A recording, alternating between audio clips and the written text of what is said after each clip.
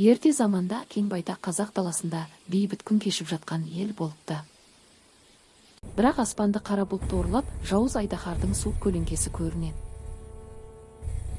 Терең үңгірде оянған Дәуіт айдаһардың көздерінен от шашырап, айналасын тітіркендіреді. Сол сәтте үңгірге қорқа соққан Маса келіп, зұлымдыққа қызмет етуге дайын тұр еді. Айдаһар Масаға адамзаттың ең тәтті қанын тауып әкелуді бұйырып ақырады. Маса үңгірден атып шығып, таңғы күннің нұрын кешіп құрбанын іздеуге кірісті. Ол ну ормандар мен жасыл белдерді асып, адамдар тұратын ауылға жақындады.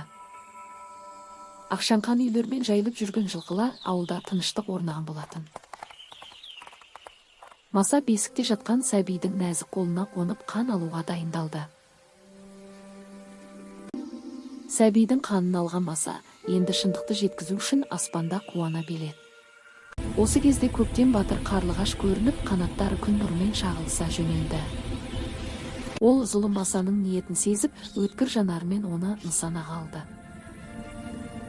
Қарлығаш зулап келіп, Масаның соңынан жоғары жылдамдықпен қуа жөнелді. Сәбидің құпиясын сақтау үшін Қарлығаш Масаны ауада қағып алып, жазасын берді. Масаның тілін суырып алған сәтте жауыздың шындықты айтуға мүмкіндігі қалмады. Маса үңгірге оралып, тек біз іздеп ызыңдағаннан басқа ештеңе айта алмады. Қарлығаш үңгірге батыл кіріп, айдаһардың алдында адамзатты қорғап тұрып алды. Ашуланған айдаһар Қарлығашқа тап беріп, айналасын отпен жалынға толтырды. Айдаһардың тісі Қарлығаштың құйрығын қиып түссе де, батыр құс аман құтылды.